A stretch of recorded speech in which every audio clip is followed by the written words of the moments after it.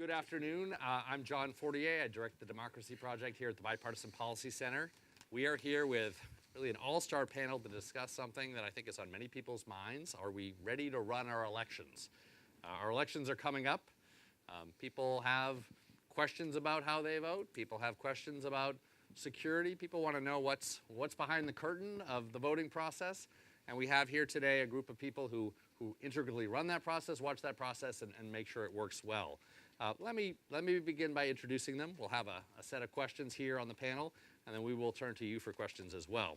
To my left here is Tom Hicks. He is the chairman of the U.S. Election Assistance Commission. He has been a commissioner since 2014, but also previously served on Capitol Hill, working on elections at the House Administration Committee. Matt Masterson, one more down to the left, is the Senior Cybersecurity Advisor for the National Protection and Programs Directorate of the Department of Homeland Security. Do you want to say that again, Matt? No. That name's changed. Matt is a key person at DHS, working both on election security, but also working as a liaison with election officials at the state and local level around the country.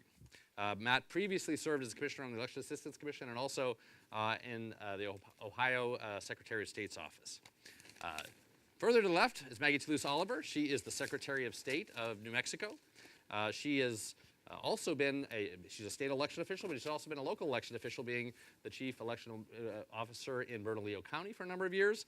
And both Bernalillo County and New Mexico, as well as Colorado, which I'm about to introduce, are doing some very innovative things in elections. And finally, Wayne Williams, Secretary of State of the state of Colorado, like Maggie, has both elections experience at the state level, but previously also at the local level as the person in charge of elections in El Paso County in Colorado. So I'm going to begin with some questions. I'm going to begin with our secretaries. A lot of things people are asking about, but I think one is on people's minds is security. So you are in charge of elections in New Mexico. You've thought about it at the local level. We have some federal components to it. What would you tell people about security in elections? What does the voter need to know? So I think what voters need to know is that your election officials take this issue very seriously. And it's an issue that we've been concerned about, frankly, long before we knew that foreign states were interfering in our elections, as Russia did in 2016. Election officials are always concerned about making sure that systems are protected, and they go beyond just the cybersecurity component, although the more that we integrate technology with our elections, the more important that particular component becomes. But basically, 365, 24/7 election officials are thinking about how do we make sure that our systems are safe? How do we protect ballots? How do we protect personal private voter information? How do we make sure that our polling locations are secure and that our equipment can't be tampered with or hacked? So these are all things we've thought about for a long time. And of course, when 2016 happened, when the interference occurred, it really put the cyber component on the forefront for us. And so for the last 2 years, I and my colleague Secretary Williams here and our state election officials from around the country have been working very closely together and building what I think is today a very strong and going to be stronger partnership with our partners here in the federal government. Of course, we've worked with the EAC for a long time, and over the last 2 years, we've developed a strong relationship working with the Department of Homeland Security. And that has really involved regular communication between state, local, and federal officials, and developing protocols in terms of how we communicate, making sure we get the accurate information when we need it, and we're able to take action, and of course bringing to bear the tools and resources that the federal government has. So with that, that's just a small little summary of what I think we're doing to make sure that our elections are secure. Wayne, can I turn to you on that question as well? Sure. I think secretaries across this country and lieutenant governors in some places or boards of elections, states organize it differently, have all been working closely with the local elected officials, have all been working closely with representatives from the federal government, from the Elections Assistance Commission, from Homeland Security, to make sure that we are indeed ready for this election. A number of states like Colorado have adopted new programs, new processes. We actually began that program and that process before any of these issues came to light, we adopted new standards, for example, for voter verifiable paper ballots, for a risk limiting audit that we can talk about a little bit later. But we've done a lot of things to try to make it not only so that the election is secure, which is part of the question, but so that the people know the election is secure. Because we want citizens across this country to be able to vote, to know their vote's going to be counted, and to have that confidence, because that's a key part of why we participate. We also want folks to know that the results, whatever they may be, are accurate, and that whoever wins the election actually won the election. And that's true for most of us. If you've been around for a while, you've had at least some elections that didn't turn out the way you wanted them to. So it's not just that the winners believe they won, it's that the losers have to believe that the people who got the most votes did indeed win the election. So maybe I could turn to Chairman Hicks here. The Election Assistance Commission is overseeing some new federal funding that is going out to states that is broadly there to help states upgrade their security and other functions of the elections. What kinds of things are states doing? We think it's a good thing. There's money going out. It's probably not so much that we think it's the answer to all problems, but it's a start. What kinds of things are states doing in that area? Well, I want to piggyback on a little bit of what Secretary Williams said about states preparing for the elections. States started preparing for the 2018 election immediately after the 2016 election.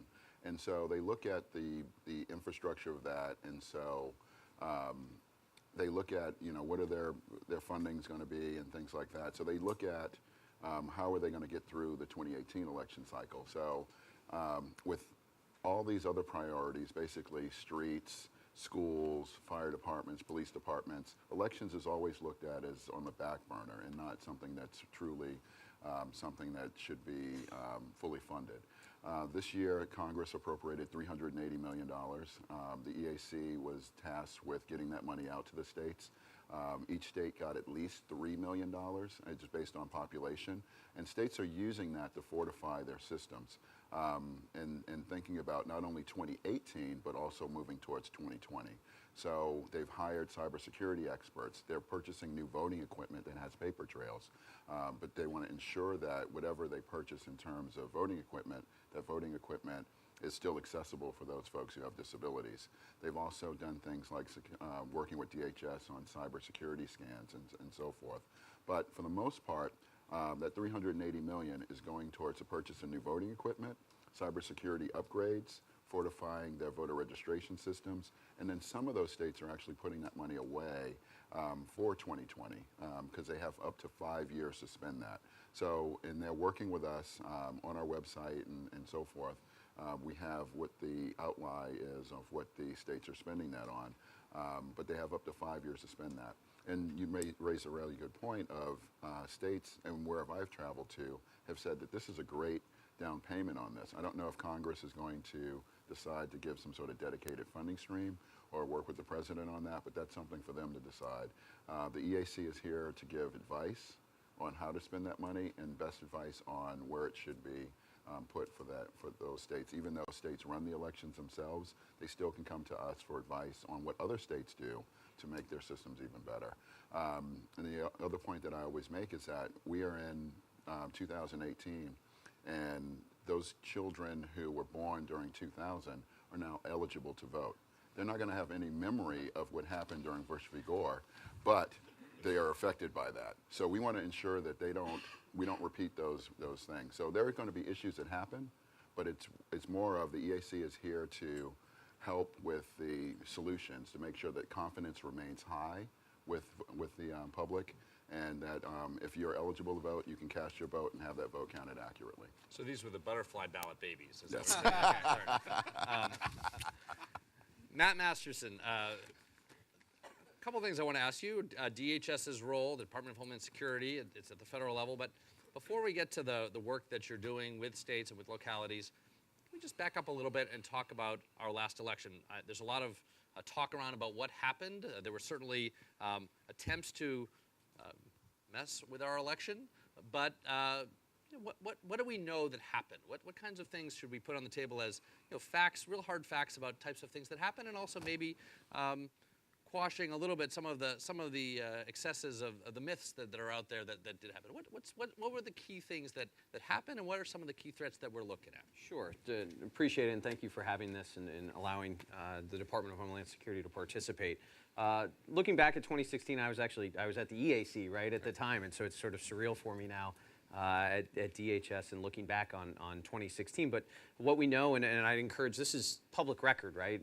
There's the intelligence assessment from 2017. There's the subsequent indictments from the special counsel's office that really lay out facts around the information. And so I'd really encourage Americans if they have questions or want to understand 2016, there's real information out there to be looked at. As we look at the landscape, what we understand is, one is that there was a very real and concentrated effort to undermine confidence in our democracy, to really target our democracy and our democratic institutions as a whole in 2016 through two main efforts. One was pervasive use of disinformation and social media in order to sow discord and distrust in our institutions.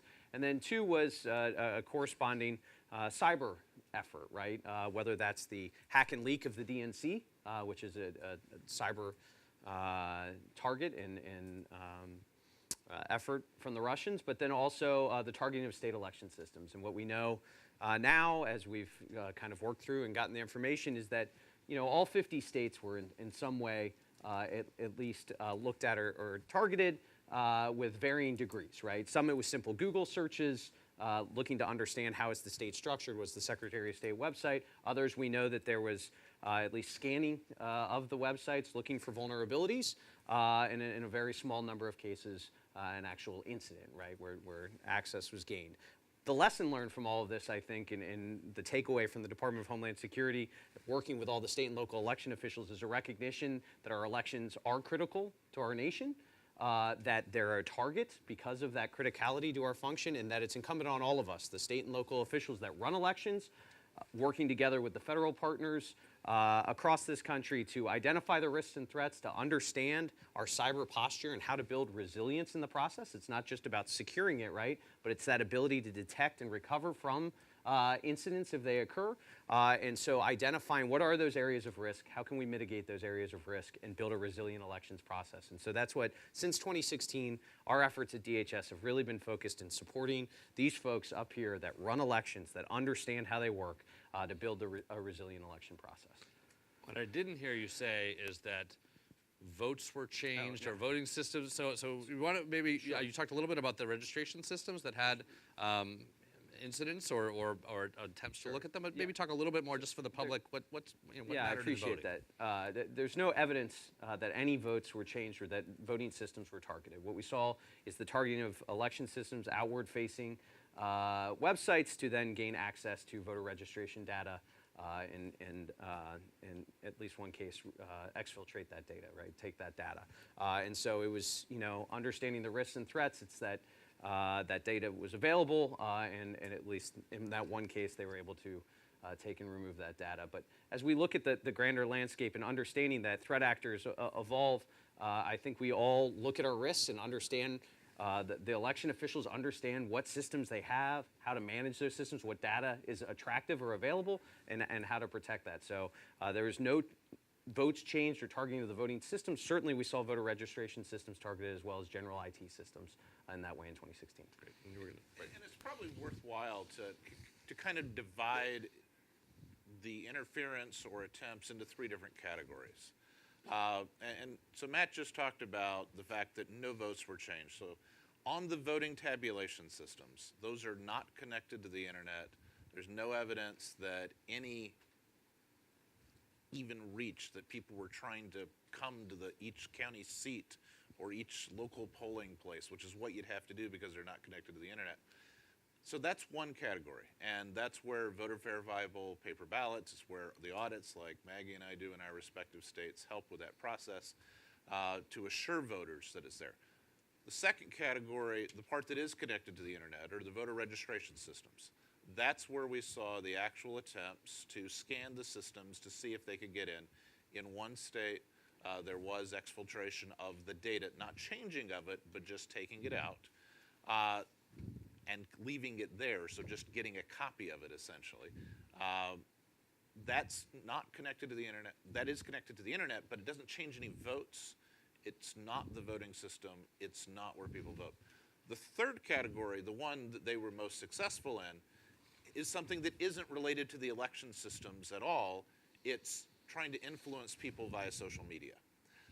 That is something that secretaries of state and election officials do not control. We do not monitor. Well, we don't control what you tweet. We don't control what you post.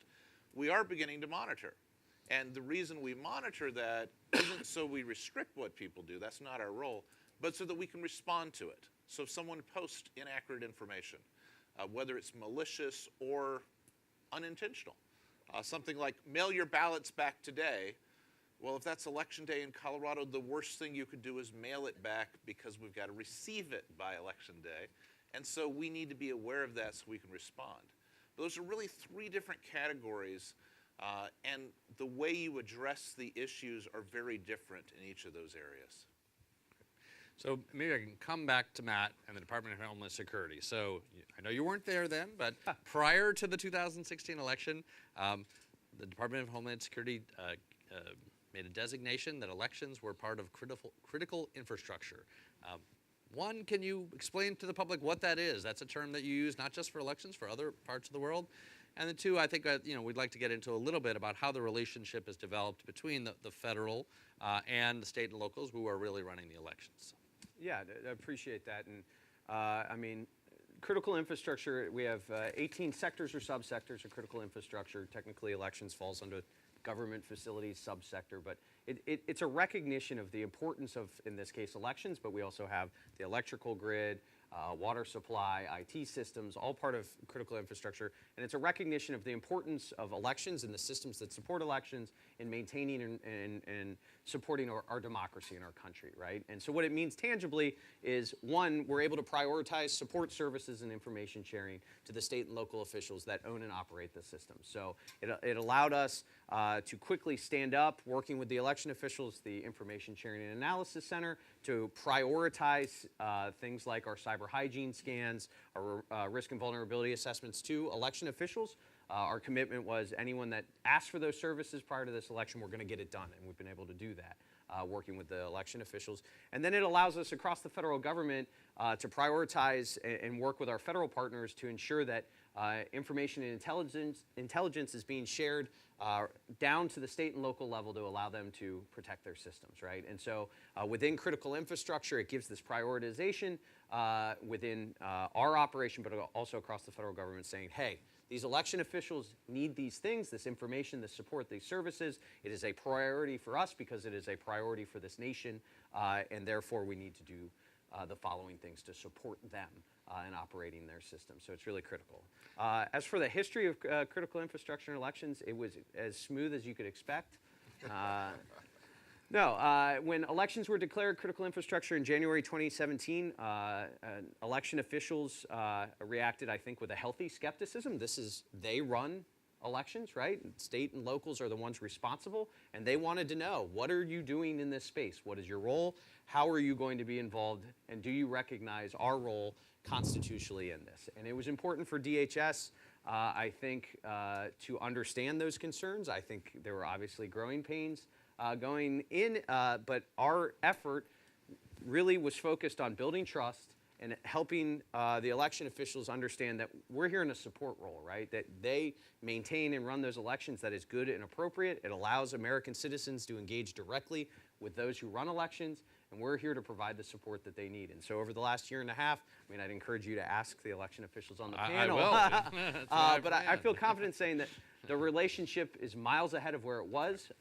We're constantly needing to show our value because in the end, these folks are resource starved in many places, particularly in counties. And so if we can provide that support, those resources to them, we're bringing value and helping them support. If we're just there and not bringing value, they're right to question that role. And so it's incumbent on us at DHS on an ongoing basis to show that value and bring that support to them.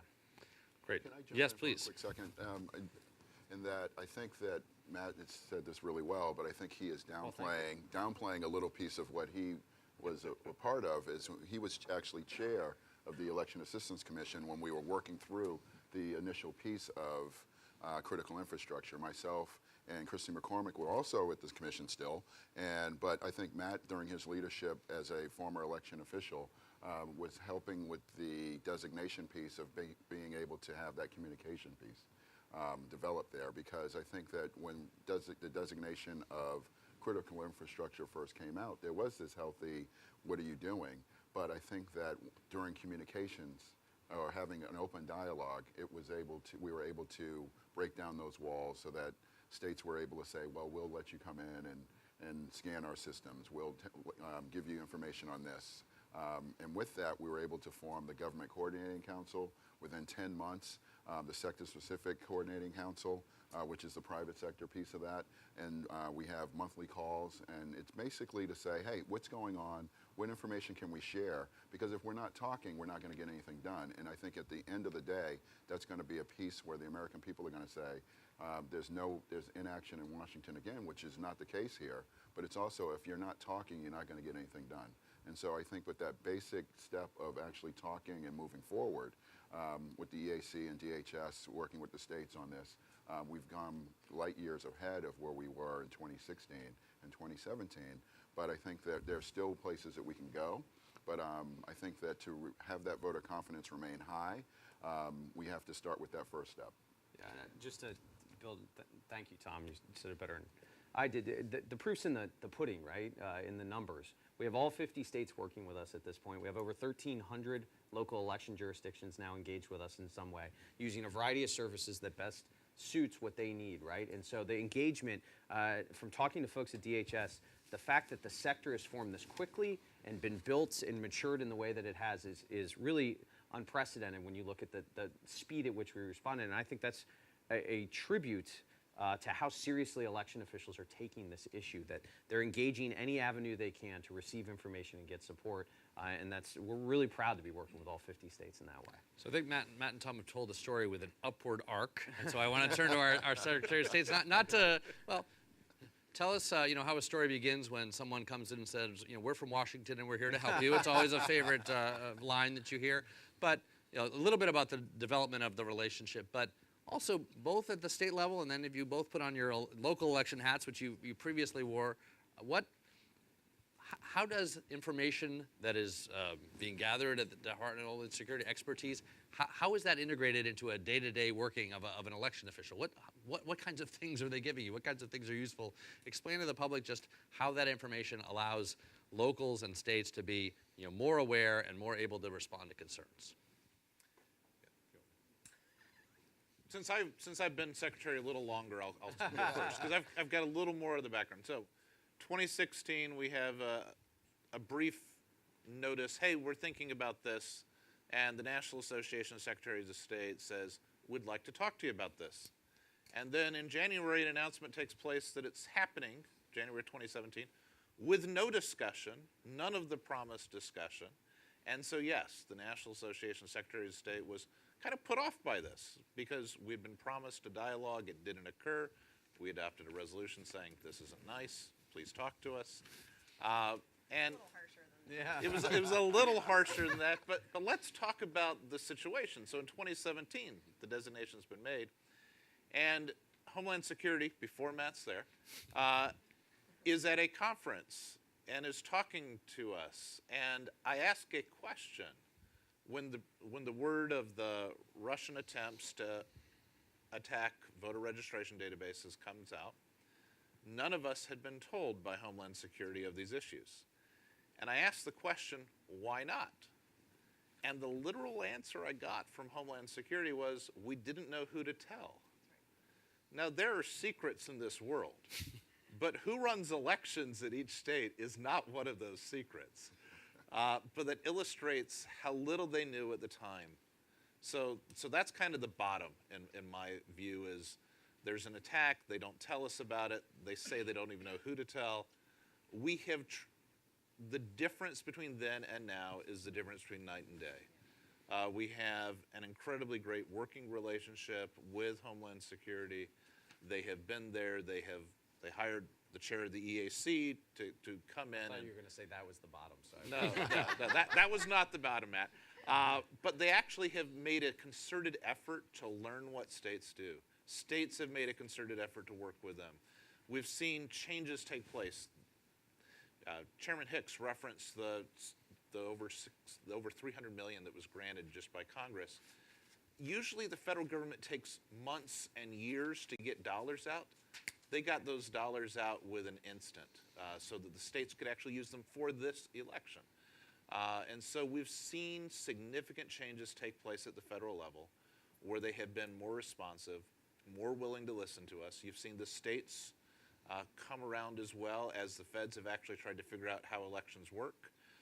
We've been a partner with them, and you've seen Homeland Security play an active role in the National Association of Secretaries of State conferences. We've seen them at local state conferences and providing that support for local governments, for us at the state level. And so we've seen, I think, the realization that this is an important threat to deal with has caused people who in the past had been stymied by bureaucracy to turn things around and instead really tackle this head on. And I'll just say from my perspective, I think I may be the only Secretary of State or one of a small handful. First of all, I came in literally right after the 2016 election because I was elected in a special election, and I started in December. So the critical infrastructure designation was made about a month after I had taken office. And prior to that, I had been running elections in the largest jurisdiction in New Mexico. And I will tell you for a fact that none of this information was trickling down to my level. So what the Secretary of State's office knew or didn't know, I had absolutely no idea of. And when I came into the Secretary of State's office, I found out that they didn't know anything either. So to echo Secretary Williams, whoever the federal offices were telling in my state, it certainly wasn't the Secretary of State's office.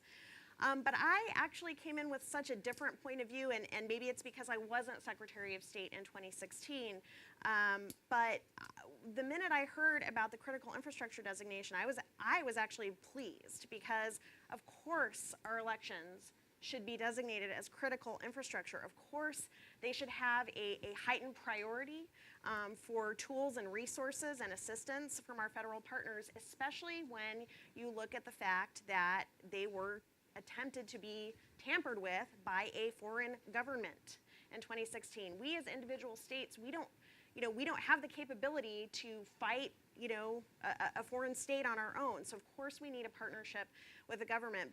But I can tell you, and Secretary Williams is right, my very first National Association of Secretaries of State meeting, I come in February, completely naive to the politics of this issue among my colleagues, and I was shocked that everyone was so upset.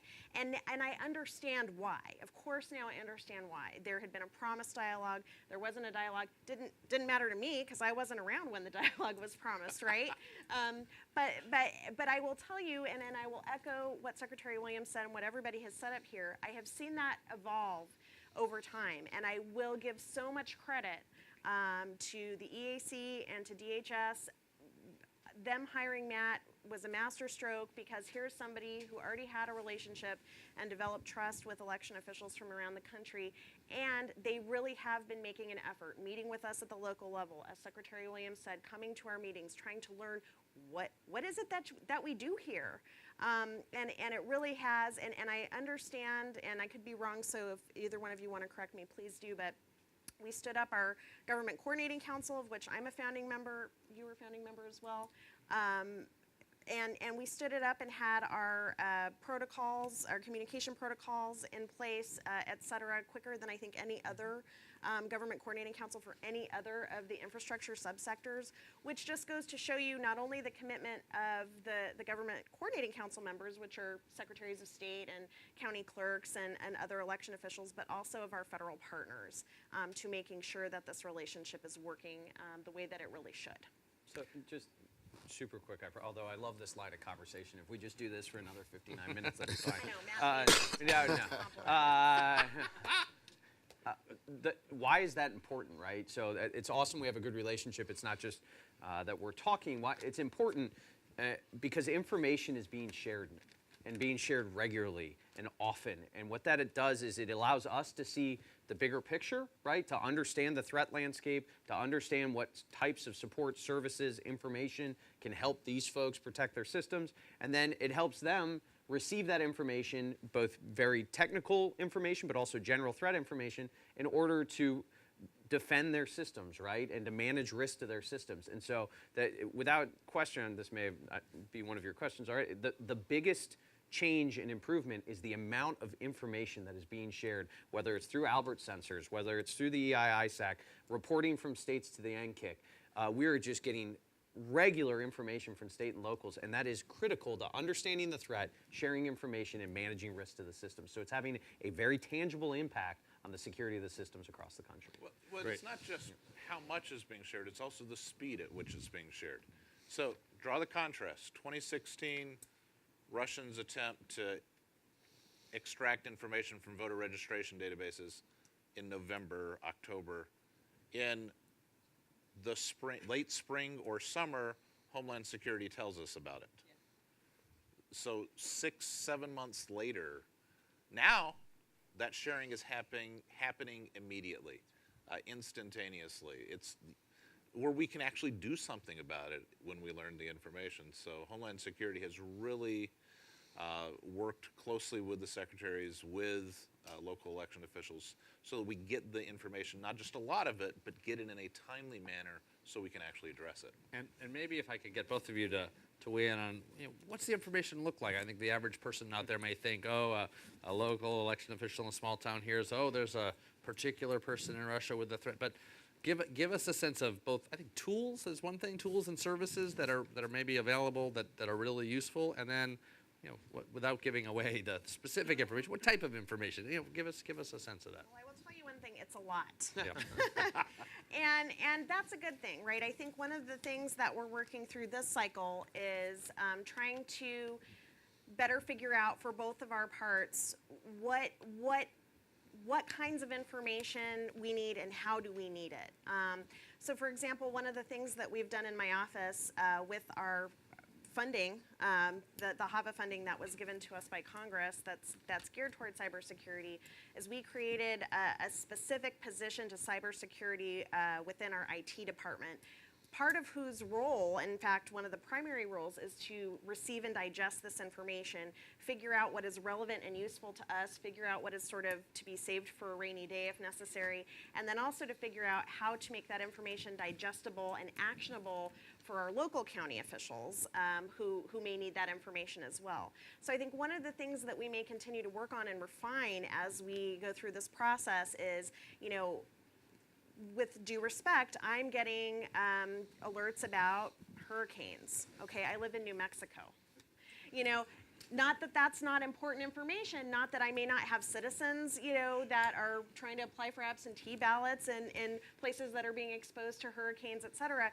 But for my ability to manage elections, that may be less relevant, right? And so trying to figure out, and of course there's a color-coded system and ways for us to be able to try to prioritize that information. But I think between the federal and the state level and the local level, how do we prioritize, how do we digest, how do we know what we need to read right now versus what can be saved for a rainy day? Those are some of our challenges moving forward. So let me talk about some of the services provided. So an Albert sensor that detects malicious activity. Those are things that we have received from Homeland Security and deployed at state and local levels. Working groups, where if there is an issue, you can share that information. Homeland Security twice has had a team of 5 to 10 people in my office, once going through saying, well, if we got through, what could we get into? So testing it. So we've had white hat hackers and penetration tests beforehand, but something more thorough and more focused, Homeland Security provided. Then we had another team come in, assessing, is there anything latent here that might have come through at some point in the past? And actually coming through, and yes, we let them in and then let them get by the initial penetration to see, well, if you did get by, then what could you do? So getting advice from them. That type of information is taking place. other type of information that might come out. The following 432 IP addresses have been identified as hackers or bad actors, so that we can then input those and block those IP addresses from accessing our system entirely. Some people said, well, why don't you just block everybody from outside the country? Well, if you're a Coloradan and you live abroad, we make it very easy for you to participate and vote. Most states do that. UOCAVA requires a certain amount of that, which is the Uniform Overseas Citizens Absentee Voting Act. Nice. Giving you what that great acronym spells.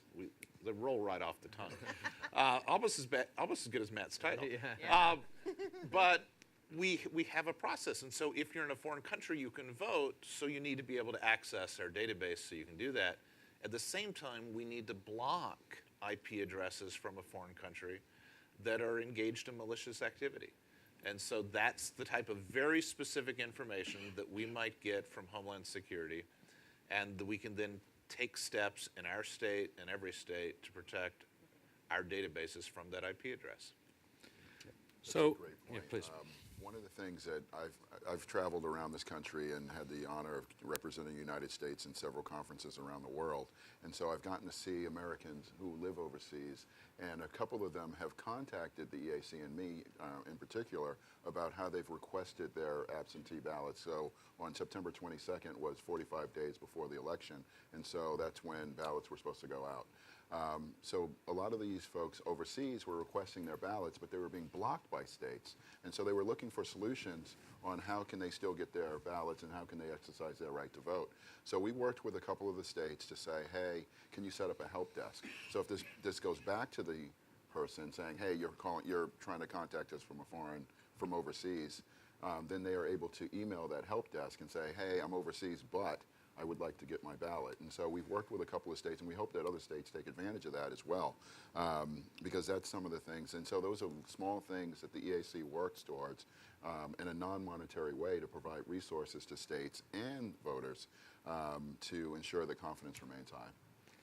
So we're not going to leave the topic of security completely. I think we'll come back to it. We'll talk a little bit about audits and other things that are important at the end of the process. But this panel is really about, are we ready to run our elections? And I will tell you a secret. I have been doing a panel like this at one institution or another since post-Florida in 2000, because we've always had some questions, and I think it is fair to say, while nothing is perfect, we have made great strides in that period of time, or even the last 2 or 4 years. So in many ways, we are more ready than ever to run elections. But I guess I want to talk about some of the bigger developments, and some of them that are in the states. What's different in voting? What's new? One thing I will point to is in the 2000 election. After that, we realized we need states to have statewide computerized registration databases.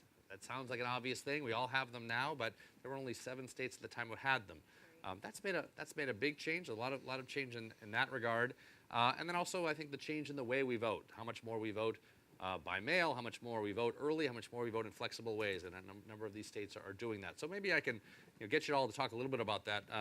Tom, just on the voter registration modernization, we've done a lot to change the way in which we record who's registered, and then the ability of people to register. Do you want to say something about some of the developments that you see from your perch at the EAC? So from being at the EAC, we see that there's a number of different ways that states go towards registration. We have a small piece in the National Voter Registration Act to help with that as well. But I see that a lot of states have moved towards more flexibility, basically allowing for automatic voter registration, or the 39 states that have online voter registration. So that allows for these folks to register to vote, but that also gives that piece of vulnerability, because that is web-facing, is what the secretaries were talking about. So ensuring that we have security, but also allow for access is imperative. There's 3 types of access that I believe should always happen. Access for our military and overseas folks to have access to the polls, access to those folks who English is not their first language, and access for those folks who have disabilities. So as we go towards registration, ensure that the access remains there for those folks as well. So with that, we want to ensure that as we move forward with poll books and poll pads, that we also have backups to that. So the EAC issues guidance on that, and then just moving forward to ensure that registration is just the first step, and that we want to ensure that if you register, then it's your choice to actually vote. But voters have a piece of that as well, to ensure that they are registered to vote and that their registration is up to date. Because I believe it's, and I might have the numbers wrong, but up to 1/3 of the electorate moves every 4 to 5 years. So ensuring that your registration is constantly up to date. Make sure that you have the correct forms of identification if you need that when you go to the polls. And this is the biggest piece I always say is the foreign actors were looking to put confusion in our elections, not by manipulating votes, but by manipulating voters. So know what the source is of which you're getting that information from. The two secretaries of state that are up here both have websites that will tell you dates of when the elections are and requirements that you're needed. Go directly to the source. Come to the EAC's website, come to NASA's website, and we can direct you there. If you go towards it's basically getting that notice from, someone that you don't know and you believing that. So you want to make sure that your sources are correct and that you exercise your right. And if I can turn to Matt, you can both wear your current hat and maybe put your earlier hat on. These registration databases and the way we can register, they've transformed the way in which voters can interact with the system and also the way we vote. We use these systems for many more things. We have live connections for people to show up at they have options of where they can vote, and perhaps in some states they can register on the spot and have their registration bounce back against that database. They're doing all these much more complicated things than they were just a short time ago, and yet with that advance, there are the concerns about security. That was the one place I think that really we are going to be concerned with and want to make sure we protect. So tell us a little bit about the benefits and a little bit more about how we're going to protect those systems and what's important. Yeah, and the secretaries, certainly both of the two up here today, constantly go through a risk analysis, right? What are the risks? Because one of the risks that you can have in voting is lack of access, lack of opportunity, right? That is a security risk in itself, right?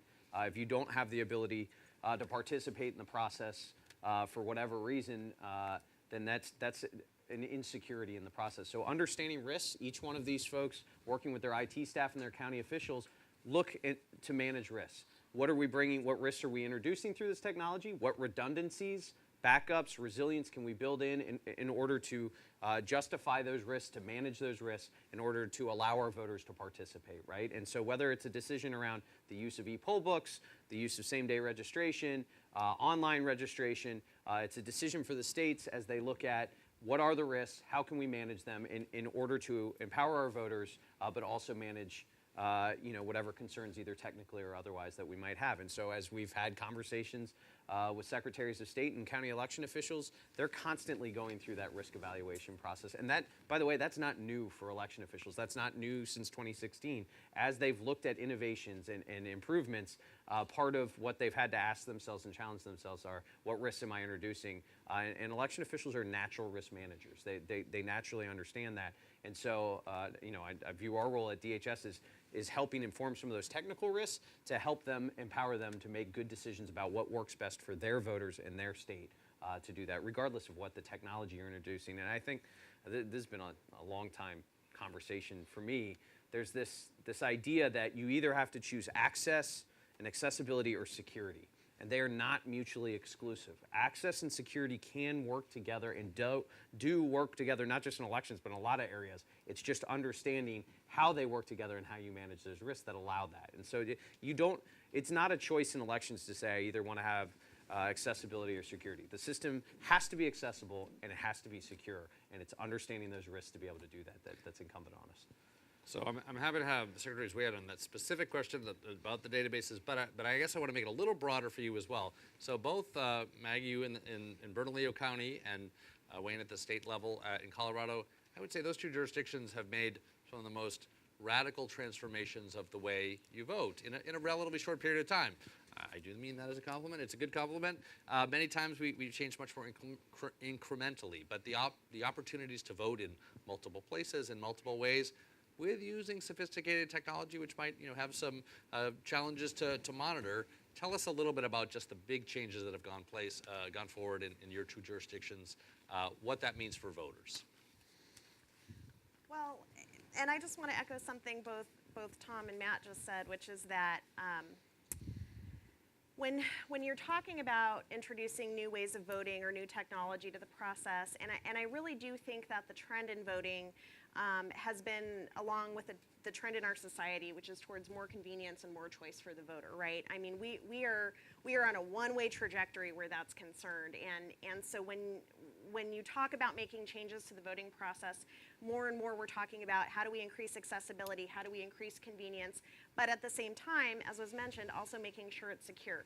No, they're not mutually exclusive, but there's always balancing that has to occur, because to have a 100% secure election process, literally nobody would be able to vote, and vice versa, right? So we always do have to do that balance, and we have to find where that balance is and strike that balance. So I think the biggest change that we made in New Mexico in recent years was in 2011, we passed a bill that moved us from the traditional standalone precinct on election day, where you have to go to your one polling place to cast a ballot, and we created vote centers around the state where anybody can vote at a vote center in their county, and it doesn't matter, it doesn't have to be tied to their home voting precinct where they're registered. And of course, with that, we introduced quite a bit of technology into the process with e-poll books and a need for security in those areas. And yes, it's been a balancing act, because when you go to vote centers where anybody can vote from around the county, we went from having 440 individual polling locations down to 69 countywide. So you are reducing the total number of polling locations, and so your great aunt, who used to be able to walk across the street to the little elementary school and cast her vote, now may have to get a ride a mile or 2 miles down the road to the closest polling place. And so one of the key ways in which we try to mitigate that kind of risk, that accessibility risk that Matt was talking about, is through voter education. The money that we saved in my jurisdiction when I was county clerk by consolidating polling locations, but yet allowing everybody to vote at any polling location, was to make sure that literally every voter in the county knew about it. And we spent that savings, around $300,000 or so, every election cycle to make sure we were doing ads on TV and on the radio. And I mean, it was kind of just like vote center vomit all over Bernalillo County, all over Albuquerque, New Mexico, right? So you kind of had to really be ignoring things. Was that your marketing to campaign? Know. It should have been. It should have been, right? And the good news is we actually worked with the University of New Mexico Political Science Department to poll a random sample of voters after the fact to find out, did you like it? Did you hate it? Did you know about it? And 96% of the voters said that, yeah, they had seen something, they had heard something, they had read an ad in the paper or seen it on TV. So that's one of the ways we can, as we are moving to these new ways of doing things, and of course Colorado has taken it even an order of magnitude greater than we have so far in New Mexico, but making sure that the voters know about it is absolutely key and crucial in mitigating that risk. So let me talk a little bit about what Colorado's done. You really asked about two different areas, so I'm going to address them severally. One of them is in the voter registration side. We were one of the early adopters of online voter registration. We have had over 2 million transactions that are online voter registration. Some of those are address changes, some of those are new registrants.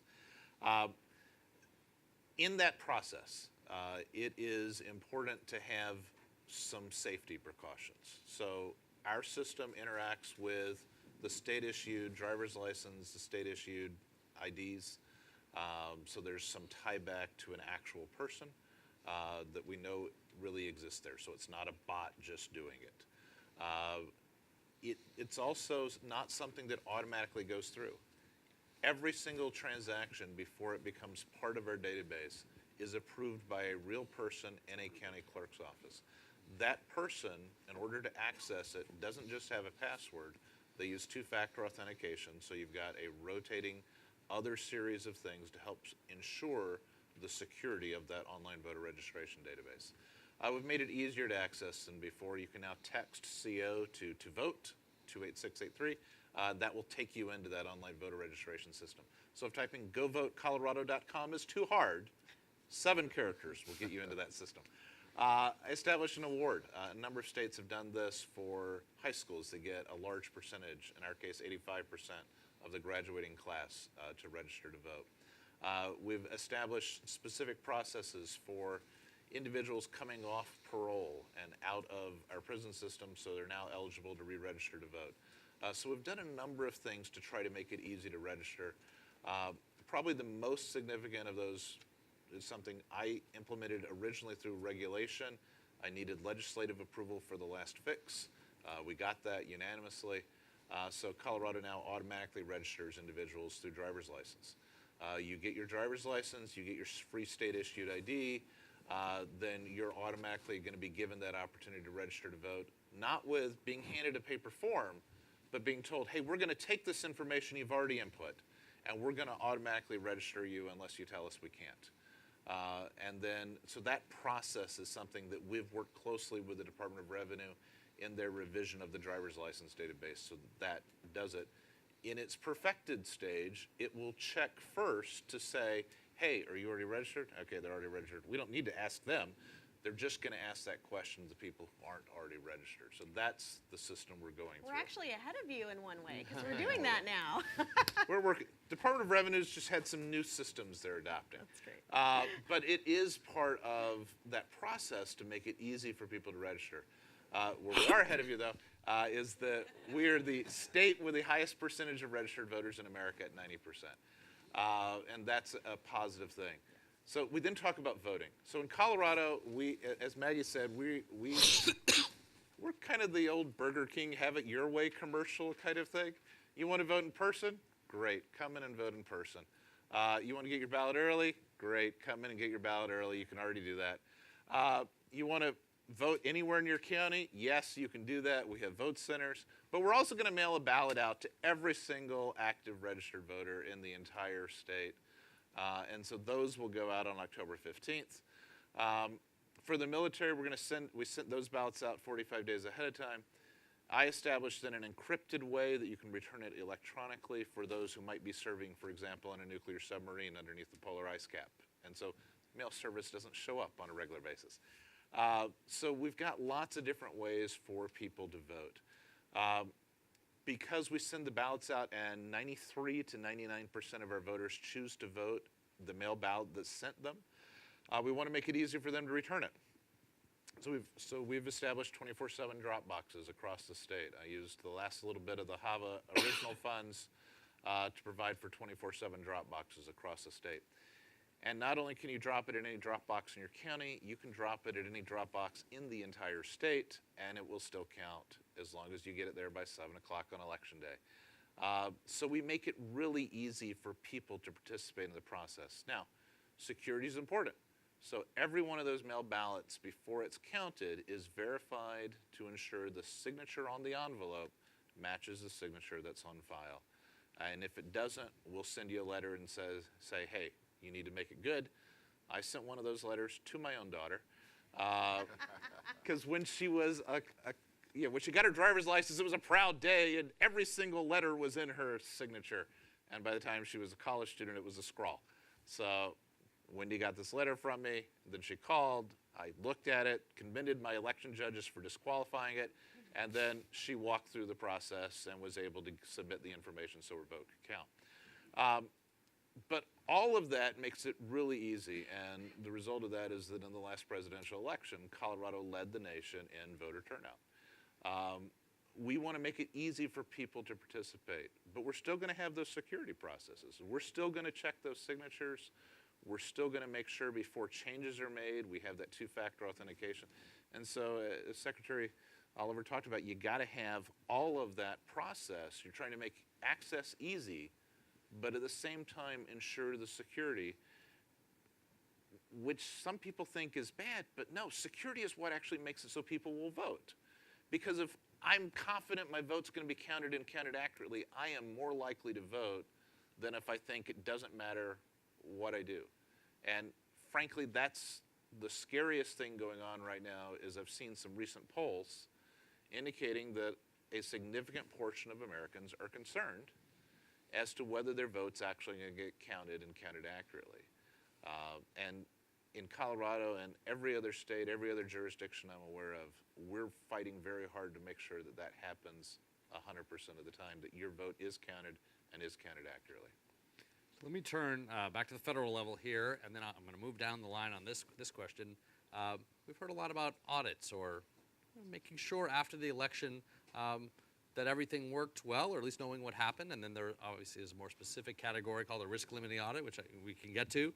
But from the federal perspective, talk a little bit, maybe Tom, from the EAC's perspective, what states are doing. DHS has an interesting role. So talk a little bit about that, and then I want to hear from the secretaries about what they're specifically doing in their states. I think that's a great question. The EAC is there to provide guidance from voter registration to all the way to election night reporting, all the way to audits. On our website, we have a white paper that talks about risk limiting audits.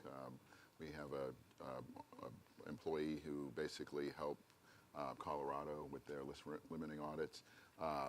And so what I would say is that the audits themselves are a way to allow for voter confidence to remain high. And so if you see that the result that was done on election night is audited and that same result comes through, then the confidence will still be there. With a risk limiting audit, you take a smaller sample of that, but you still have the same result of, same they have that accuracy piece to it. This process, we live in a great country where this process is open.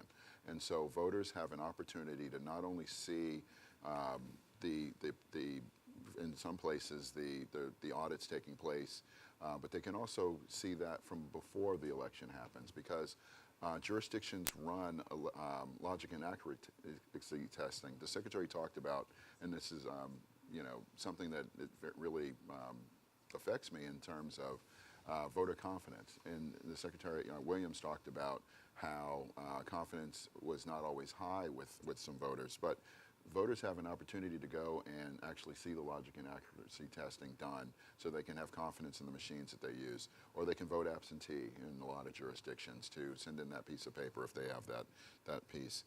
The EAC last week held a summit on Capitol Hill with election officials to talk about some of the things that they're doing ahead of the 2018 election cycle and what they're going to do looking towards 2020. So I think that as we move forward, to make sure that voter registration is done for the folks to ensure that confidence remains high, all the way to the election night results, and then after that to audits. So ensuring that those three pieces come together to say that, hey, even though I lost the race, I have confidence that that's the correct result. Yeah, one of our focuses and work with the Government Coordinating Council was on prioritizing the use of identifying priorities for the use of the EAC funding that was distributed. One of the key elements of that was improving the effectiveness and efficiency of auditability. Secretary Nielsen's been very outspoken and clear that she wants to see states by 2020 get to auditable systems across the country. And that need for auditability is critical, not just for the integrity of the process, but to really, as Secretary Williams already referenced, give confidence to the voters as they engage the process that their vote was counted as cast, right? And so I'm super optimistic in looking at the auditing landscape, having worked for a decade or more now in elections, that auditing is the area where we can make the greatest improvements most quickly, because jurisdictions, those states even with systems that don't have an auditable record are now moving that way. States like Pennsylvania and Louisiana have already announced and are pushing in that direction. And so now it's not a question of if auditability is important, it's how do we do this best, right? How do we do it in an efficient, effective way that gives voters confidence but is implementable for the state and local officials, right? And so I'm super optimistic that as we look at auditing, it's an area that we can improve on very, very quickly, because auditing is not a new concept now in elections. It's not a new concept in our society.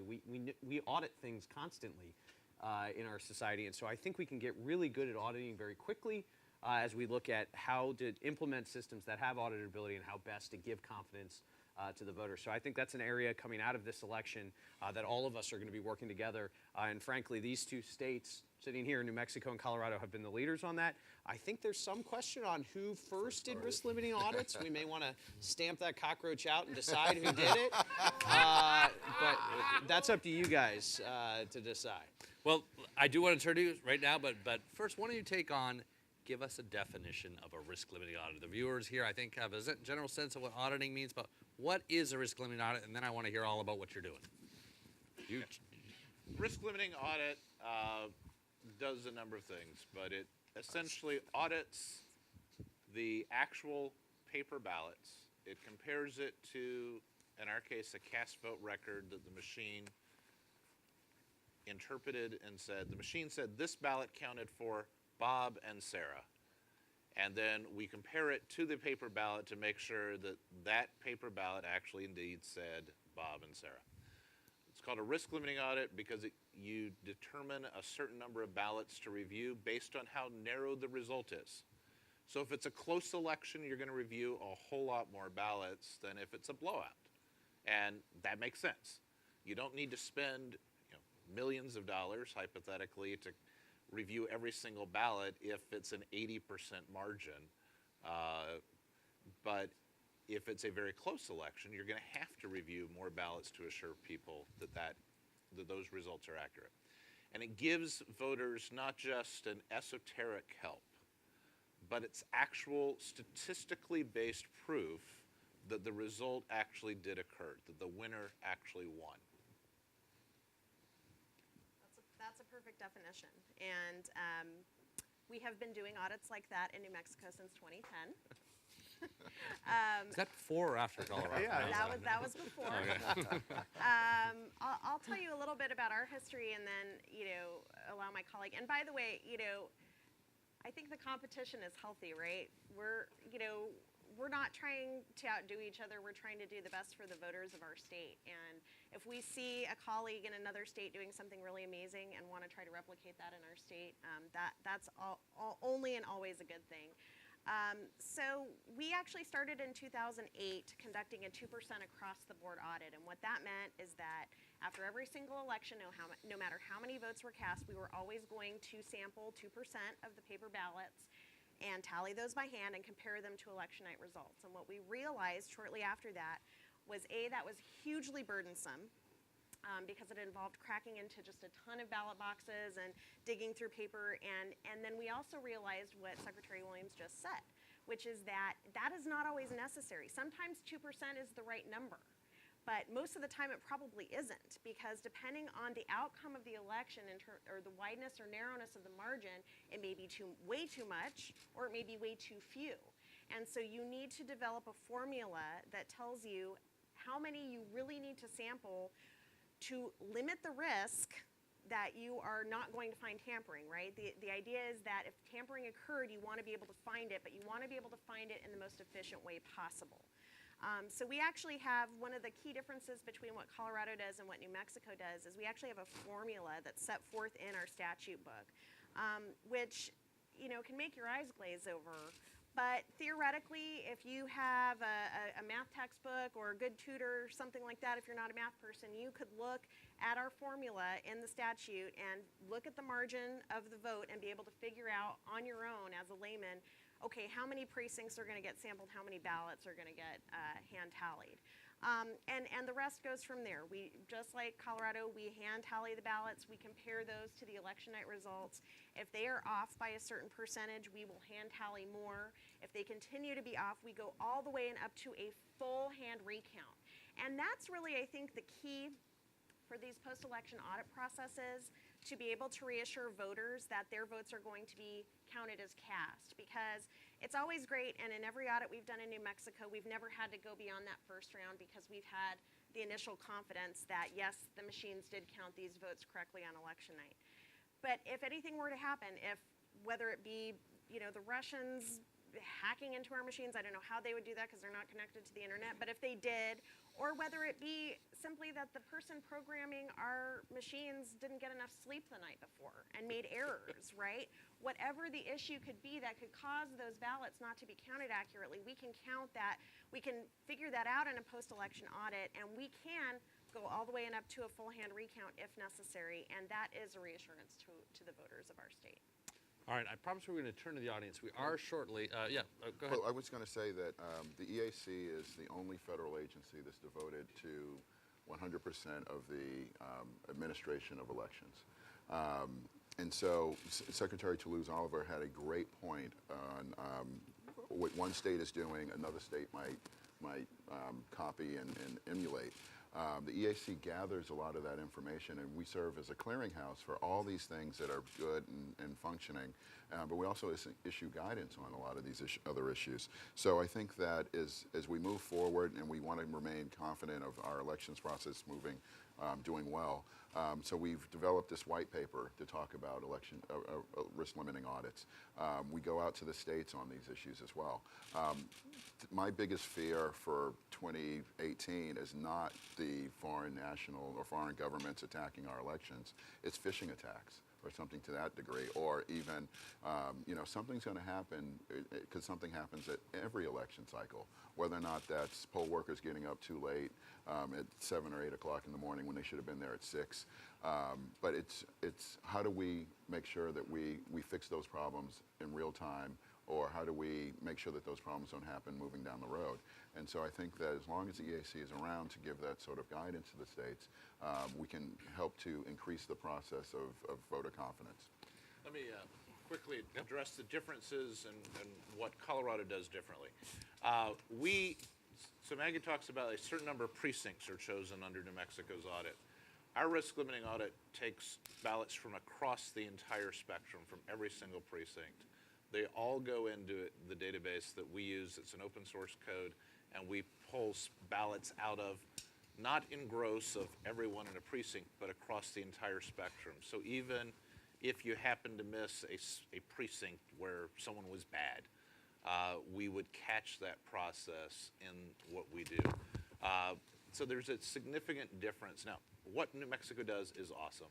I think ours is better, but that's because it looks at all of them, and it doesn't compare it to the count you do later or recounting it. It compares it to the specific cast vote record of that particular ballot. So it's a higher level of precision that allows us, and that's because we've got new systems, new processes that we've adopted, new technology that allows us to do that.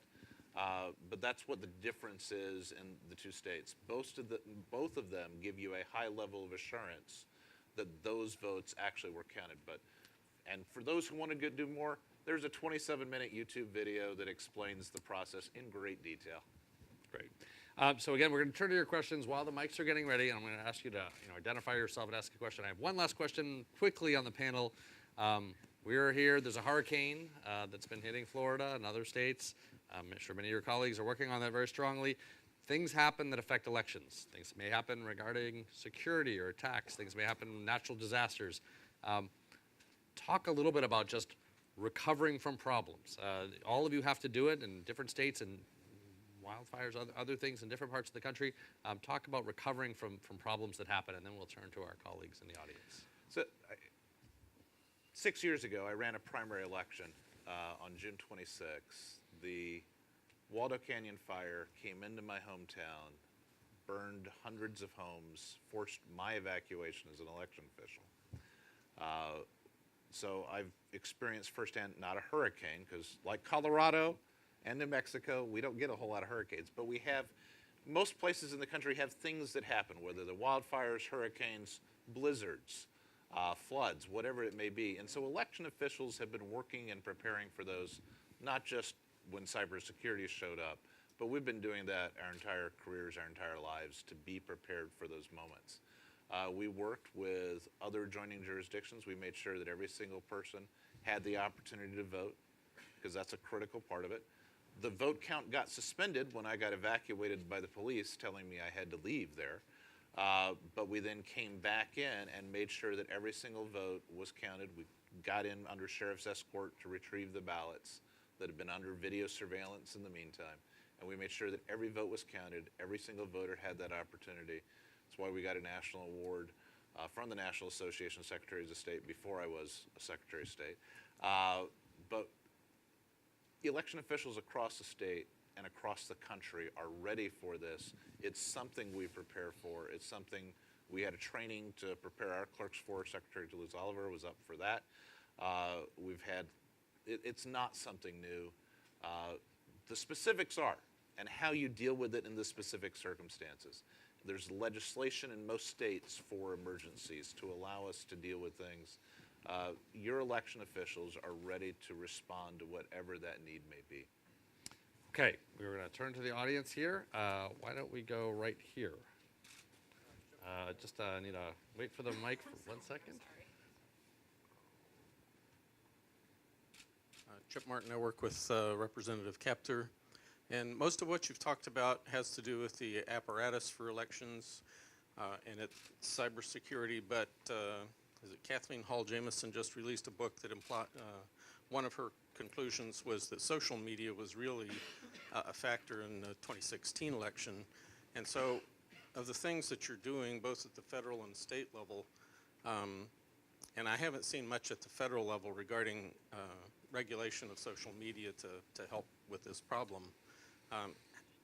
What should we be doing in a policy sense? And can I quickly jump in? This in a way is the second of 2 events we did. So if you were here 10 days ago, we actually had an event on social media in the 2018 election.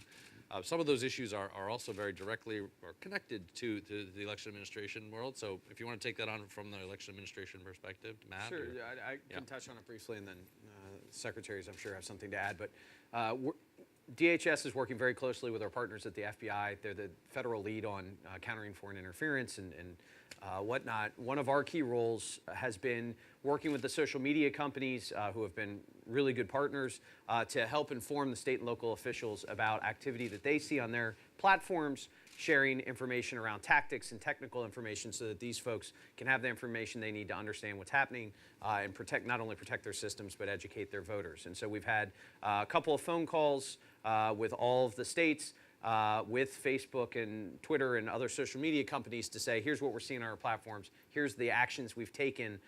We wanted you, the state and local election officials, to know. Heading into the election, we will continue to engage in that way, make sure these folks have the information. And one of the key points on this is driving, and Commissioner Hicks hit it right on the head, is driving voters to trusted sources of information regarding the election. The Secretary of State websites, the local election websites, instead of relying on Jim on Facebook to tell them, what's on their ballot or whatnot. There are trusted sources that should be used. And so DHS worked with NAS, worked with the state election directors in the EAC and FBI to get information out around who are your trusted sources, where can you go to get the information you need to ensure that you're registered and that you're able to cast your ballot. I would echo that, and I would just say, as an election official, we were talking about, a hurricane or a wildfire situation or the unlikely, massive, hack that, messes with your voter registration database. That doesn't happen very often. What does happen every single election is that misinformation gets out to the electorate in some way or the other. And so I can say as an election official that we started early voting in New Mexico 2 days ago. My job, principally, between now and Election Day, will be constantly talking to the public about what is accurate, what is correct, assuaging fears. Oh, I got this in the mail. Is this accurate? These kinds of things. So we almost become full-time sort of, communications folks in the days leading up to an election because there's always something. Of course, with the emergence of social media and the reliance on information and social media, that just creates a new level with which we have to engage and be prepared. And it just comes down to responsiveness, accuracy, providing voter education and information from our offices, and having the resources to do that more and better. So put that in your cap for Representative Kepter. Okay, we can go right here in the front. Hi, Diane Silber from California. Just 2 short questions. One, on your audits, that assumes that every electronically cast vote has a paper piece attached to it, and I want to know if that's correct. And two, I want to know in terms of voter registration, I read somewhere recently that some Indian tribes have not been allowed to register because they don't have street addresses and they only have post office boxes, and they're not being allowed to vote. Is that true? We don't have the Secretary of State of North Dakota here, because I know that is a specific North No. Dakota But- issue, but but you can go let ahead. me- Yeah. Let me Yeah. tell you, generally under Colorado law and most other laws, you need to have a physical place, but it doesn't have to have a street address. It might be, I live under the bridge, I live under the 4th Street Bridge, because I have to know which races to put on your ballot. So I have to know physically where you are, but it does not have to be an actual post office mailing address. And that's true in my state, it's true in Do you use you can draw us a map on your voter registration in my state, or put your GPS coordinates. yeah. So there is a way to do that without having to have an address. And I think to do the kind of audits we're talking about, you do need a voter verifiable piece of paper to audit it against. Now, there's other ways that other states who don't have that are doing their best to try to ensure, particularly on the front end with their logic and accuracy tests. But the way to do the kind of audits that we are doing, which I think I'm safe to say we feel are best practices, you do need a voter verifiable paper trail in order to do that. But it's not required across the country. That is not a federal mandate. It is not. About approximately 80% of the votes cast in 2016 had a corresponding paper record to them. And again, Secretary Nielsen's talked about getting that to 100% by 2020, working with the states and locals. I want to praise you for that question, because this is exactly what I've been saying for the last year and a half. If there's an issue, go to the election officials and ask that question. Don't go just to Facebook or wherever else. It's the election officials who will have that answer for you. So that's a great question. Okay, go in the back. Hey, John Ward at Yahoo News. Thanks for the board up here. It's helpful to know everybody's names. And I had one quick question for Tom and one for Wayne. Tom, when you mentioned phishing, I just wanted to clarify, you're talking about targeting campaigns through email and not the ballot box. I just wanted to clarify that. I think that's the way I understood you. Okay. No, I was thinking more so because election officials, it's not looked at, we see these large counties like LA County, Harris County in Texas, or Cook County in Illinois having a lot more employees, but for the most part of the 8,000 jurisdictions across the country, it's 1 or 2 individuals doing the election. And so they're not just doing that piece, they have to be ADA compliant, they have to be UCAHAVA compliant, they have to know they have to be IT specialists, and we offer training for that at the EAC. But they also have to do things, they basically have 30 or 40 different jobs without additional pay. And so what they might get an email saying, this is my voter registration, add me to the list, but it's actually might not be. So it's more of phishing attacks to individuals in the process itself. So they open up that email, they get attacked, and so what sort of things can be done to prevent those types of phishing attacks? Interesting. And then Wayne, when you mentioned the DHS inability to know who to tell about the attacks, is that normal? I mean, did that predate the current administration, that lack of information and awareness? It overlapped. It overlapped because the issue occurred in 2016 under the prior administration, but we weren't notified until 5 or 6 months into 2017. So I will spread the responsibility. I will say that the current Homeland Security Secretary was not in office at the time. Nor was Matt. So since the two of them have been there, we've never had anything like that. And a lot of people know a lot about their lane, but when you go into a new lane, you don't know what's going on. And that's part of what the issue was in the beginning. Those issues have been addressed. We now absolutely, I'm not concerned, because we get notices from Homeland Security on a regular basis. Absolutely, they know who to notify now. And to be clear, just for clarity on 2016, state officials were notified about the activity.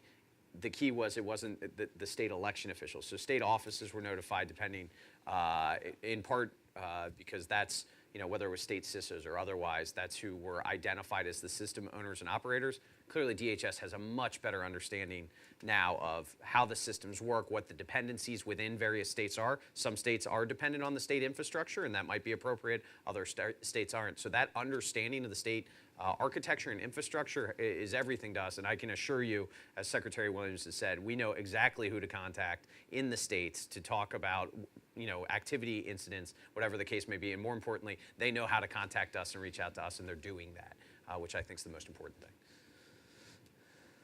Okay, why don't we go over here?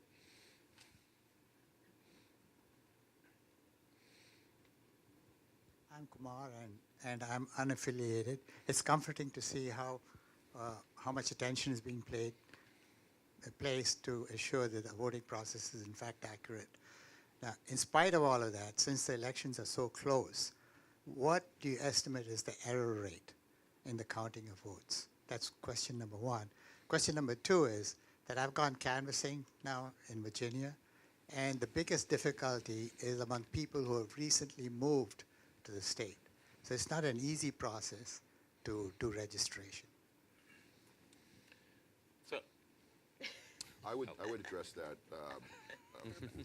fairly quickly. I don't know the exact number, but that's one of the things that the EAC surveys in terms of our report to Congress. This is done every 2 years. So it comes out by June 30th. But it's basically our EVES report, and I equate it to basically a census report for election issues. So basically what kind of machines happen, what's the error rates, and so forth. So that's all laid out in our EVES report that can be found on eac.gov. In addition to EAC.gov. No, I don't know. I don't have an exact. It's basically 2 or 3 million data points put in there, and I would be amazing if I could remember all those things. but that's why I was saying it's on EAC.gov. But the secretaries might be able to comment a little bit more on what's in particular in their states. we've done recounts. I've done recounts. My clerks have done recounts. I have never seen a single result changed as a result of a recount. So in terms of the error rate, it's essentially zero. I've had this discussion with,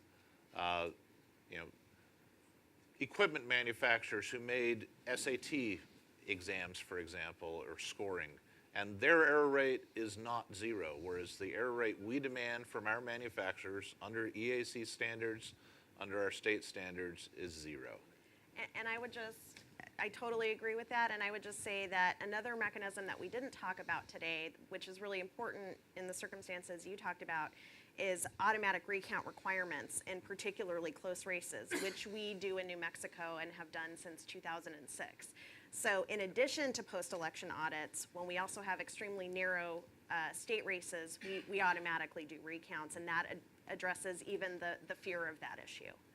And then the second part of your question dealt with registration and mobility, and we are a very mobile country. That's a significant issue, and online voter registration is great for new registrants, but it's also great for keeping these up to date. You have thoughts on that?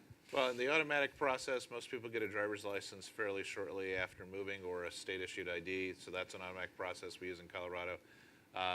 We even allow folks to come in on election day and register to vote. It's better if you do it ahead of time, because it's a little slower if you got to fill out the stuff. But it's an easy process for everybody, and so no one gets excluded in Colorado for that reason. Okay. Also, Can't speak for every state. Also, just quickly, one of the major innovations in the last 6 years or so has been ERIC, which is a program that states participate in where they share registration data both within the state but across state lines to try to help do that outreach to voters that have moved, update their registration, and ensure their franchise. So ERIC has been really important. I know both your states are engaged in that. We mailed out 55,000 postcards to eligible but unregistered voters in late August of this year through the ERIC program, and in September of this year, we had 29,000 new or updated voter registrations through our online portal in New Mexico, and we haven't tracked the exact number that came through ERIC, but using tools like that, which 22 states and the District of Columbia do, is also extremely useful. Great. I think we have time for one last question. We'll do it right here. Hi, thanks very much. Derek Hawkins from the Washington Post. We're hearing about all this really important work that each of you guys is doing, each of your offices is doing to improve election security across the country. Congress, aside from making a sort of down payment to upgrade quite a bit of election infrastructure right as primary season was getting underway, hasn't passed any election security legislation in the 2 years, the same 2 years that you guys have been working on this, and they're just as aware of the problems as y'all are. How big of an issue is that for you, and what do you want to see lawmakers do that they haven't done already? Well, similar to something that Secretary Williams mentioned earlier, he had made a significant change in terms of implementing automatic voter registration in Colorado, and then what he did when he came in is convince the legislature to codify that. I would say that secretaries of state have very differing point of views on this matter, but speaking for myself personally, I feel the same way. I think this great relationship that we've developed, the sharing of information, the establishment of the Government Coordinating Council, the notion that we might have some additional funding coming down the pike on a regular basis, these are all things that I would like to see. I would personally like to see all of them codified, but there's some natural skepticism among secretaries about the federal government's role in managing elections at the state level, and so I think there's always that balance that needs to be struck, but I personally would like to see what we're doing now kind of set in stone, or with flexibility, of course, but so that we don't undo this really good, important work in the future. So from my perspective, that first, the additional funds that was provided, and as I reference again, because I do think it's appropriate to give credit when it happens, which is unusual at the federal level, those funds were actually allocated to the states incredibly quickly, so that we could actually use them. I think that's important. I think what Homeland Security is doing now is important. The challenge is, will that always be there? Certainly in terms of buying our own equipment, of doing things locally, those are state and local issues. But we can't fight, as the state of Colorado, Russia or China or a nation state. And so we do need that on an ongoing basis. The National Association of Secretaries of State is in the process right now of adopting legislative standards for what we believe needs to happen going forward. I'm on the executive committee. I got my vote in today. Leslie told, and she voted yesterday, so you got two of the members of the executive committee here.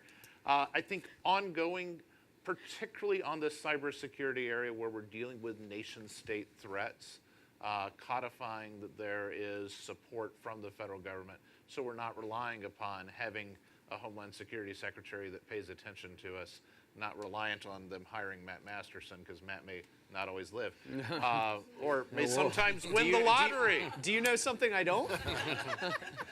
All things are finite. But I think those are some of the things that at the state level we're concerned about going forward, and why we think, most of us think there ought to be something going forward that on those levels provides ongoing federal support. And I should note that all of the support Homeland Security is giving us isn't in that, none of that support is in that allocation of HAVA money. That's all in addition to that the federal government has been providing. We want that to continue, and frankly, we need it to continue. Well, the audience here, the viewers, I think they'll know a lot more about how we're running our elections. I'd like to thank Secretaries Toulouse, Oliver, and Williams, EAC Chairman Hicks, and DHS's Matt Masterson. Thank you for your knowledge. Thank you. Appreciate it.